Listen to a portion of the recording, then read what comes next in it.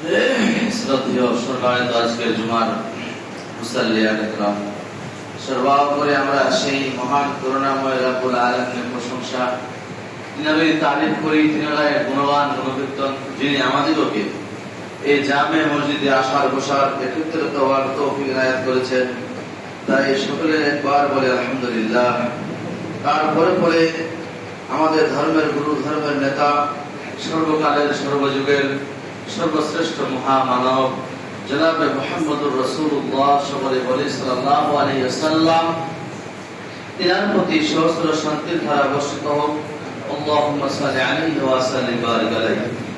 আমি আপনাদের সম্মুখে সূরাতুল জুমআহ থেকে দুটি পর্ব আয়াত তেলাওয়াত করেছি।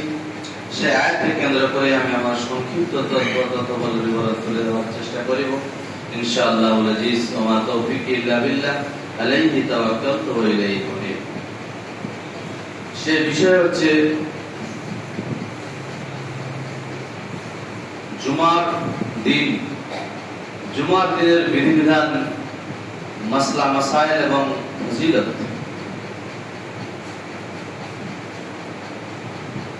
আমরা জানি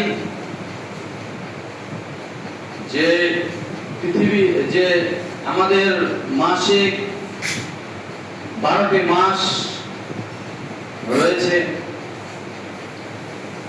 এই মাসের মধ্যে আবার 4টি উইক, ইংরেজিতে সপ্তাহ, বাংলাতে সপ্তাহ যেটা বলছে আমরা 7 দিন এক সপ্তাহ। এই যে দিনগুলো রয়েছে, এই দিনের মধ্যে একটা দিন আছে, সেটা হচ্ছে ইয়ামুল জুমা, অর্থাৎ জুমার দিন। শুক্রবার বাংলায় ভাষা বলা হচ্ছে শুক্রবারের দিন। এই দিন শুরু হয় কখন থেকে? এই দিন শুরু হয় বৃহস্পতিবার সূর্য ডুবার পর থেকে।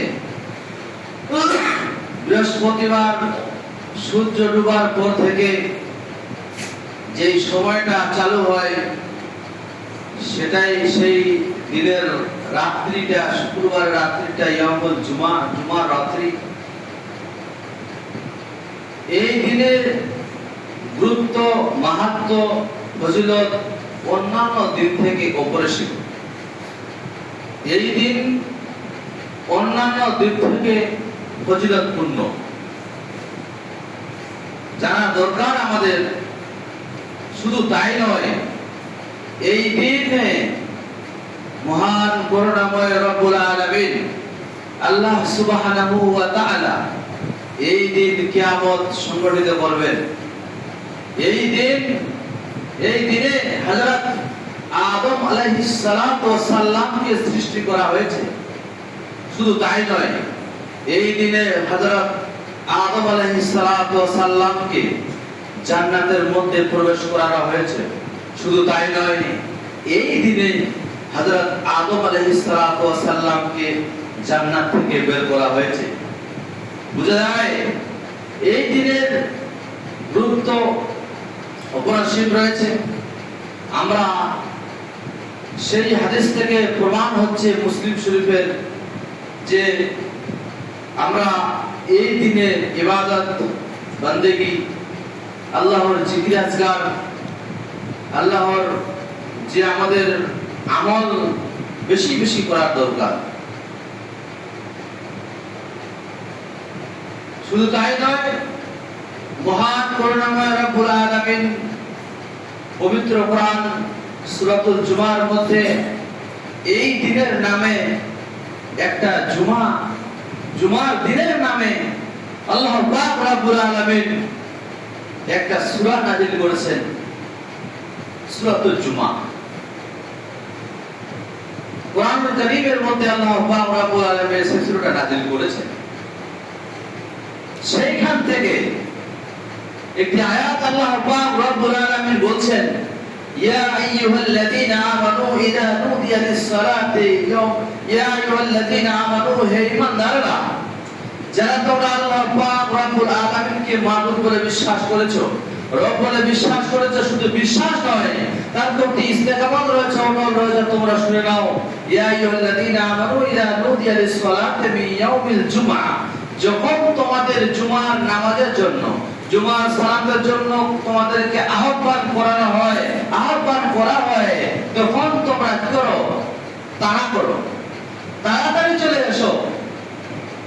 ইয়া আইয়ুহাল্লাযীনা আমানু ইযা নুদিয়া লিস-সালাতি মিন ইয়াউমিল জুমআ ফাসাউ ইলা যিকরিল্লাহ, তোমরা তাড়াতাড়ি করে চলে আসো জিকির আজকারের জন্য, তোমরা চলে আসো তোমাদের লাভপূর্ণ ইবাদত করার জন্য, তোমরা চলে আসো আল্লাহর জিকির আজকার আমলে পড়লে তোমার যে আমল করলে তোমার কি হবে, কিয়ামতের দিন তোমার কাছে যে নেকি সঞ্চিত হবে সেই সঞ্চয় করার জন্য তুমি তাড়াতাড়ি করে চলে আসো।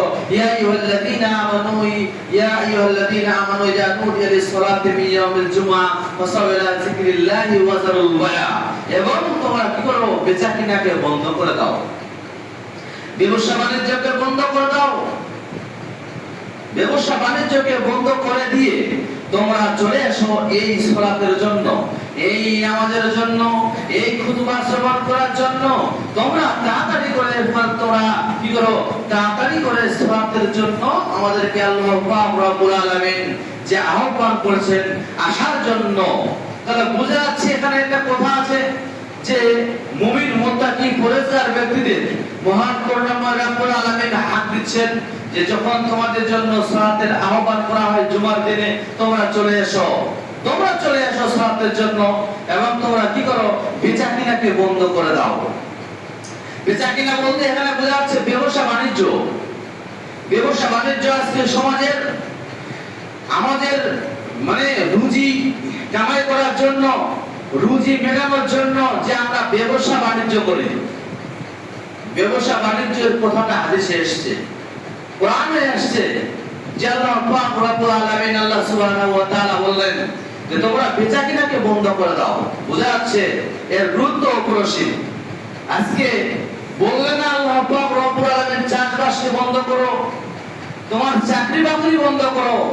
তাহলে বোঝা যাচ্ছে কেউ যদি চাষবাস থেকে, চাকরি বাকরি থেকে যদি বেচাকেনাটা বেশি করে, ব্যবসা বাণিজ্যটা বেশি করে, তাহলে সেটা সব থেকে উত্তম কামাই, উত্তম রুজি এটা হচ্ছে। বেচাকেনার ব্যাপারে আল্লাহ পাক রব্বুল আলামিন বলছেন। আজকে আমাদের সমাজে যদি আমরা হালাল পুঁজি খাটিয়ে, সঠিক টাকা খাটিয়ে যদি আমরা বেচাকেনা করে, নিশ্চয়ই আমাদের এতে বরকত রয়েছে, বরকতপূর্ণ কাজ সেটা আল্লাহ পাক রব্বুল আলামিন পবিত্র কালামগুলো থেকে প্রমাণ করে দিচ্ছেন। তাহলে বোঝা যায় যে আমাদের তারা করছে, আল্লাহ পাক রব্বুল ডাকছে, আহ্বান করা হচ্ছে সালাতের জন্য। তারপর আল্লাহ পাক রব্বুল আলামিন বললেন ফাইজা কুদিয়াতিস সালাত, যখন তোমাদের সালাত শেষ হয়ে যাবে, ফান্তাশিরু ফিল আরদ, তোমরা কি করো? সেই তালাশ করার জন্য, অনুগ্রহ তালাশ করো, রুজি রোজগার তালাশ করার জন্য তোমরা জমিনের মধ্যে ঝাঁপিয়ে পড়ো। ফান্তাশিরু ফিল আরদ, বোঝা যাচ্ছে আল্লাহ পাক রব্বুল আলামিন বললেন আমাদেরকে যে রুজি রোজগারের উপায় রয়েছে, পন্থা রয়েছে, আমরা যেভাবে করি সেইভাবে আমাদেরকে করতে বলছেন, কিন্তু আমাদেরকে সালাতের জন্য আবার আসতে বলছেন। আমরা জানি বা শুনেছি যে এই দিনে যে গুরুত্বটা বোঝা হচ্ছে খুব গুরুত্বপূর্ণ, অপরিসীম। এই দিনের অনেক আরো ফজিলতপূর্ণ কাজ রয়েছে, যেমন ধরে নেন কিছু ফজিলতপূর্ণ আমল রয়েছে, যেমন দুরূদ পাঠ করা। দুরূদ পাঠ করা অন্যান্য দিন থেকে আপনি এই দিনে বেশি বেশি পাঠ করবেন। কখন থেকে শুরু হবে? মাগরিবের সালাতের পর থেকে। মাগরিবের আজানের পর থেকে যেই বৃহস্পতিবার মাগরিবে আজান পড়লো তারপর থেকে একদম শুক্রবারের সন্ধ্যা পর্যন্ত আপনি এই দিনটাতে আল্লাহ পাক রব্বুল আলামিন দরুদ আল্লাহ পাক রব্বুল আলামিনের নবী করিম সাল্লাল্লাহু আলাইহি ওয়াসাল্লাম দরুদ ইব্রাহিমকে পাঠ করতে বলছেন। আল্লাহুম্মা সাল্লি আলা মুহাম্মাদিন ওয়া আলা আলি মুহাম্মাদ কামা সাল্লাইতা আলা ইব্রাহিম ওয়া আলা আলি ইব্রাহিম ইন্নাকা হামিদুম মাজিদ। এটা যদি দরুদ পাঠ করা হয় তা কি হবে? এর গুরুত্বটা কি? এই গুরুত্ব হওয়া এইটা পাঠ করা মানে নবী করিম সাল্লাল্লাহু আলাইহি সাল্লামের প্রতি নবী করিম সাল্লাল্লাহু আলাইহি সাল্লামের প্রতি সেটা পাঠ করা। এই দরুদ যদি কেউ পাঠ করে তা আল্লাহ নবী সাল্লাল্লাহু আলাইহি সাল্লাম বলেছেন তার প্রতি একবার কেউ যদি দরুদ ইব্রাহিম পাঠ করে নবী আকরাম সাল্লাল্লাহু আলাইহি সাল্লাম বলেছেন তার প্রতি 10 বার আল্লাহ পাক রব্বুল আলামিন রহম করবে, রহমত নাযিল করবে, রহমত ফরমাবে তার উপরে। আল্লাহ পাক রব্বুল আলামিন নবী করিম সাল্লাল্লাহু আলাইহি সাল্লাম এই কথাই বুঝাচ্ছেন। তাহলে এই যে দরুদটা আমরা যে পড়ব অন্যান্য দিনে আমাদেরকে বেশি করতে মানে আদেশটা করলেন না, এই দিনে আদেশ করা হচ্ছে গুরুত্ব অপরিসীম। তাহলে বোঝা যায় যে এই দিনে দরুদ ইব্রাহিম পাঠ করা হবে। 2 নাম্বার হচ্ছে বিশেষ করে এই দিনে ফজরের সালাত আপনাকে জামাতের সহিত পড়তে হবে।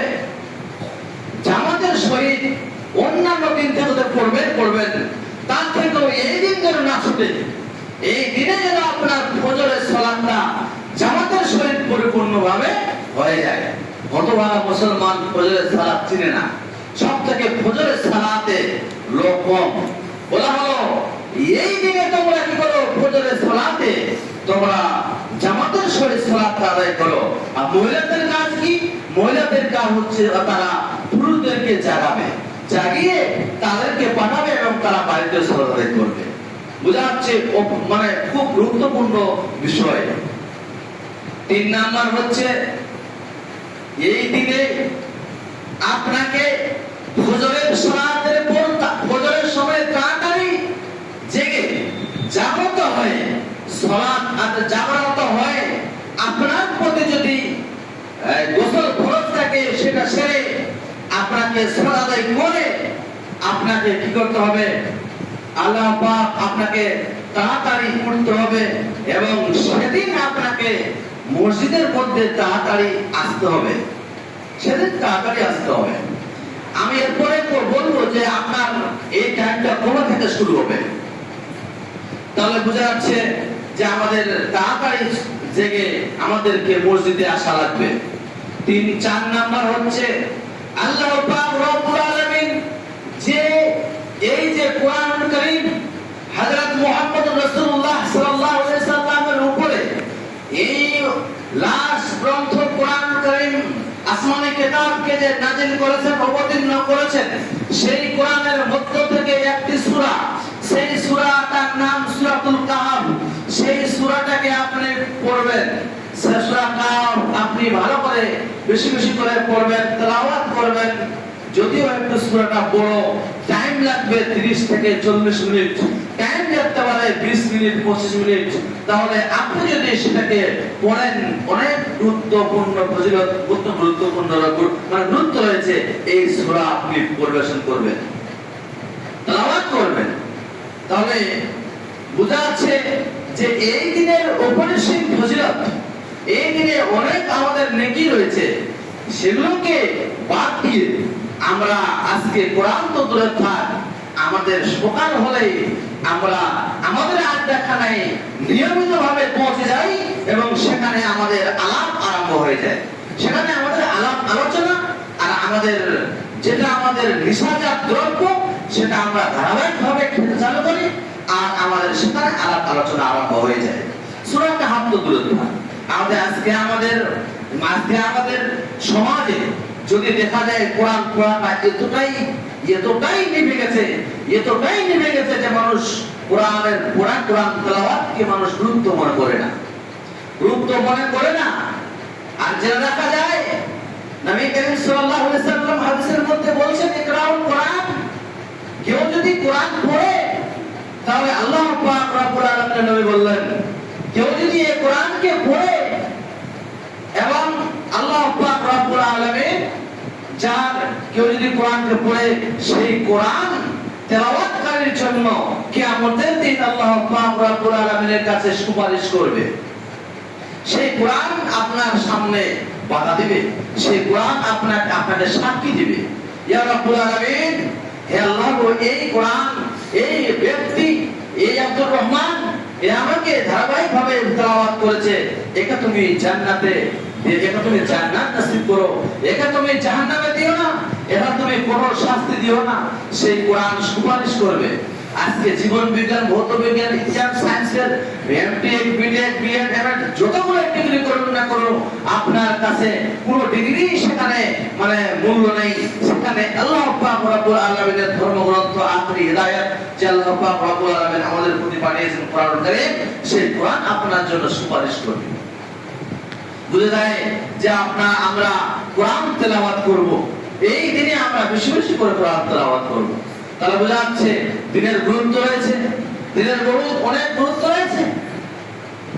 নবী করিম সাল্লাল্লাহু আলাইহি সাল্লাম হাদিসের মধ্যে আরো বললেন যে এই যে আমাদের যে এই যে শুক্রবার দিনটা কবে থেকে কবে আপনি আসবেন, কেউ যদি এই মসজিদে সালাতের জন্য আগে আসে তাহলে তার কি নেকি রয়েছে, সব থেকে যে আগে আসবে কি নেকি রয়েছে। এখানে একটা বিষয় রয়েছে, বিষয়টা হচ্ছে আগে আসা এবং প্রথম সময় আসা। আগে আসা আর প্রথম সময় আসা, এর মধ্যে আমরা ভেদাভেদটা বুঝি না। আমাদের বুঝতে হবে, কেউ যদি 11:30টায় চলে আসে, 10:30টায় চলে আসে, তাহলে কি সে একটা উটের সাদা করা নেকি পাবে? না, কোনোদিন নয়। সে যদি 11:30টায় আসে, 11:15টায় আসে, 10:30টায় আসে, তাহলে সে নেকি পাবে? নবীর হাদিস থেকে প্রমাণ এবং ওলামায়ে কেরাম এবং মুহাদ্দিসিনের গ্রাম থেকে প্রমাণ করে যে এই সময়ের জুমার দিনের সময়টা শুরু হয় কখন থেকে? এই সময়ে শুরু হয় মানে নামাজের চাস্ত, অর্থাৎ যে নামাজ আমরা পড়ি, মানুষেরা যারা ইবাদত বন্দেগী করে ফজরের পরে 8টা থেকে যে একটা নামাজ আছে, সেই সালাতে থেকে নিয়ে শুরু করে ইমাম খুতবা উঠবে, ইমাম খুতবায় খতিব খুতবা দেওয়ার জন্য উঠবে, ওই পর্যন্ত এটাই হচ্ছে। আপনি যদি সেই 8টার দিকে যদি মসজিদে আসেন, তাহলে আপনি একটা উটের সাদকা করার নেকি পাবেন। তারপরে যে ব্যক্তি আসবে একটা গরুর সাদকা করার নেকি পাবে, তারপরে যে আসবে সে একটা ছাগলের সাদকা করার নেকি পাবে, তারপরে যে আসবে সে একটা মুরগি সাদকা করার নেকি পাবে। এইভাবে ধারাবাহিকভাবে হাদিসটা এসেছে। আমি ভাবলাম যে আমি 11টা ঢুকে গেলাম, আমি পেয়ে যাবো। অত সহজ নয়।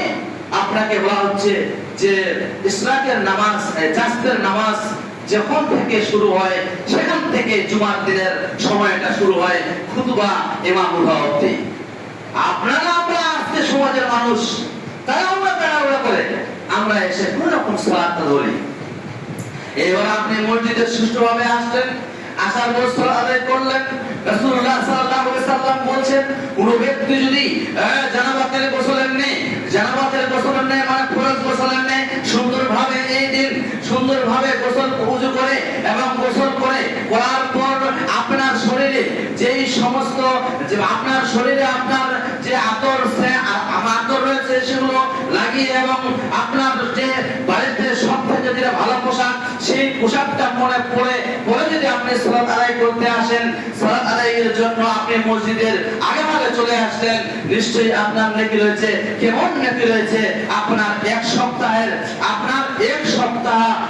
আপনার যে ছোট বড় সাগিরা ছোট বড় বাফাসার নেকি রয়েছে, সেগুলোর নেকিকে আপনাকে কি করা হবে? দুরুসাত করা হবে।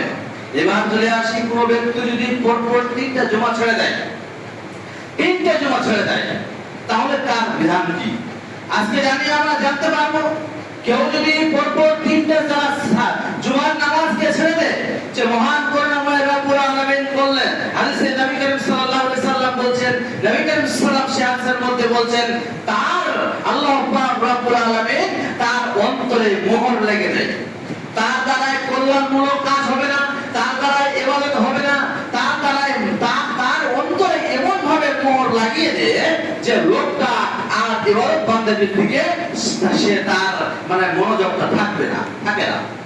বুঝা যায় যে পরপর 3টা সালাত 3টা জুমা যদি মানুষ ছেড়ে দেয়, তার প্রতি আল্লাহ পাক রব্বুল আলামিন অন্তরের মধ্যে মোহর লাগিয়ে দেয় যে আপনার মোহর লাগলে আপনার মানে ইবাদত বান্দাগির দিকে আগ্রহীতা নেই, আপনাকে একদম আপনার ইবাদত বান্দাগির দিকে আপনার মনোযোগটা নেই, থাকবে না। বুঝা যায় যে আল্লাহ পাক রব্বুল আলামিনের হাদিস ও কোরআন দ্বারা আমরা বুঝতে পারছি যে জুমার দিনের সালাত উপরসীম আপনি মসজিদে ঢুকলেন, আসার পর সুন্দরভাবে উযুটাকে করলেন, করার পর 2 রাকাত তাহিয়াতুস মসজিদ আদায় করলেন। তারপরে আপনি যতক্ষণ পর্যন্ত ইমাম খুতবাতে না উঠে, যতক্ষণ পর্যন্ত খুতবাতে না ওঠা হয়, ততক্ষণ পর্যন্ত আপনি সালাত আদায় করে যান। 2 রাকাত করে নফল সালাত আদায় করে চলে যাবেন। যখনই খুতবা আরম্ভ হয়ে যাবে, তখনই আপনি স্টপ করে দিয়ে, বন্ধ করে দিয়ে আপনি খুতবাটা চুপচাপ মনোযোগ দিয়ে শুনবেন। এটাই হচ্ছে বিধান, এটাই হচ্ছে বিধান। নেক্সট খুতবা শেষ হয়ে গেল, খুতবা শেষ হওয়ার পর সালাত আদায়ের পরে আপনার দূর করে রাকাত আদায় করলেন, 2 রাকাত আদায় করলেন। এখানে করতে পারেন 2 রাকাত, আর 2 রাকাত আপনি বাড়িতে করতে পারেন। আপনি এখানে 2 রাকাত করতে পারবেন, কিংবা বাড়িতে গিয়ে 2 রাকাত করতে পারবেন। আপনি এখানে 2 রাকাত করতে পারবেন, কিংবা 2 রাকাতও করতে ছেড়ে দিতে পারেন। বুঝা যায় হাদিস ও কোরআন দ্বারা বোঝা যাচ্ছে যে আমরা আল্লাহ পাক রব্বুল আলামিনের নবী کرام সাল্লাল্লাহু আলাইহি সাল্লামের একাধিক হাদিস থেকে বোঝা যায় যে আমাদের খুতবাকে ভালোভাবে শুনতে হবে, মনোযোগ দিয়ে শুনতে হবে, অ্যাটেনশন দিয়ে শুনতে হবে। আজকে মানুষের অ্যাটেনশন নাই, মনে হচ্ছে সপ্তাহখানের খাস্তানাকে, মনে হচ্ছে সপ্তাহখানের তার খাপনিকে, মনে হচ্ছে তার সপ্তাহখানের তার শরীরের ব্যথাকে এখানে সুন্দরতম জায়গায় এসে আরাম করে মাথাটা নিচু করে, মার হাতটাকে নিচু করে আরাম করে সে ঘুমাচ্ছে। আর কি বললো ইমাম, এদিক থেকে শুনলো ওদিক থেকে বের হয়ে গেল। আপনি নেকিটা আপনি এমনিতেই পেয়ে যাবেন, এমনিতেই আপনাকে নেকি দেওয়া হবে, নয় এমনিতে নেকি দেওয়া হবে নয়। আপনি চাষবাস করেন, আপনার ঘরের টাকা এমনিতে আসে না, ধান চাল এমনিতে আসে না, পরিশ্রম করা লাগে। আপনি ব্যবসা বাণিজ্য করেন, আপনাকে কালিয়াগঞ্জে গিয়ে বানাতে হয়, আপনাকে মালদাতে গিয়ে বানাতে হয়, পরিশ্রম করে আপনাকে নিয়ে আসে, আপনাকে বেচা কিনা করতে হয়। নচেত আপনি টাকা পয়সা উপার্জন করতে পারবেন না। কেননা অনুরূপ ভাবে আপনি ইবাদত করতে এসেছেন, এসে আপনি বিধিবিধান মানবেন না, ইচ্ছা মতো ঘুমাবেন, ইচ্ছা মতো হয়েছে 2 রাকাত টুকটাক করে সালাত আদায় করে চলে যাবেন। নো, আপনার হবে না। আপনার ইবাদত আল্লাহ পাক রব্বুল আলামিনের কাছে গ্রহণযোগ্য নয়, গ্রহণীয় হতে পারে না। বলতে যাচ্ছিলাম এই যে জুমার খুতবার বিধিবিধান খুব অপরিসীম। আর একটা কথা বলি যে আপনি এসে সুন্দরভাবে ইমামের পাশে এবং ইমামের সামনের দিকে যদি জায়গা থাকে, সেখানে আপনি যেখানে জায়গা পাবেন সেখানেই বসে যাবেন। কোনো সাউন্ড করবেন না, কোনো কথাবার্তা করবেন না। আপনি এতটুকু কথা বলতে পারেন না যে ওদিকে যা, আপনি এতটুকু কথা বলতে পারেন না চুপ, এটুকু কথা আপনি বলতে পারেন না মসজিদে এসে। এতটাই ইখতিয়ার রাসূল নবী করিম সাল্লাল্লাহু আলাইহি সাল্লাম থেকে হাদিস থেকে প্রমাণ পাওয়া যাচ্ছে। তাহলে বোঝা যায় যে আমাদের খুতবার দিনে কমসে কম মনোযোগ দিয়ে খুতবা শুনতে হবে। আল্লাহ পাক রব্বুল আলামিন যেন আমাদেরকে এগুলো কথা বুঝার তৌফিক দান করে। আল্লাহ পাক রব্বুল আলামিন যেন আমাদেরকে আমাদের অন্তরে ভালো বুঝ দান করে। আল্লাহ পাক রব্বুল আলামিন যেন আমাদেরকে আমরা যে জুমার দিনের গুরুত্ব মাহাত্ম্য জানতে পারলাম, যেটুকু জানতে পারলাম সেটুকু আল্লাহ পাক রব্বুল আলামিন যেন আমাদেরকে আমল করার তৌফিক দান করে। আল্লাহ পাক রব্বুল আলামিনের কাছে দোয়া করি, আল্লাহ পাক রব্বুল আলামিন যেন আমাদেরকে 5 ওয়াক্ত সালাত আদায় যেন আমরা করতে পারি। এই হিসাবে আমাদের ঈমানের স্পিরিট বেড়ে যায়। এবং কি আমরা যেন এই দিনে কোরআনকে তেলাওয়াত করতে পারি, আমরা যেন এই দিনে বেশি বেশি করে দরুদ, বেশি বেশি করে দান সাদকা খয়রাত যেন করতে পারি। আল্লাহ পাক রব্বুল আলামিন যেন আমাদেরকে এগুলো ইবাদতের যোগ্য কাজগুলো, ইবাদত বান্দেগী যেন আমরা ভালোভাবে করতে পারি। সকলে মিলে একবার বলুন আমিন। আল্লাহুম্মা আনসুর মান নাসারা দীনান মুহাম্মাদিন সাল্লাল্লাহু আলাইহি ওয়াসাল্লাম। আল্লাহ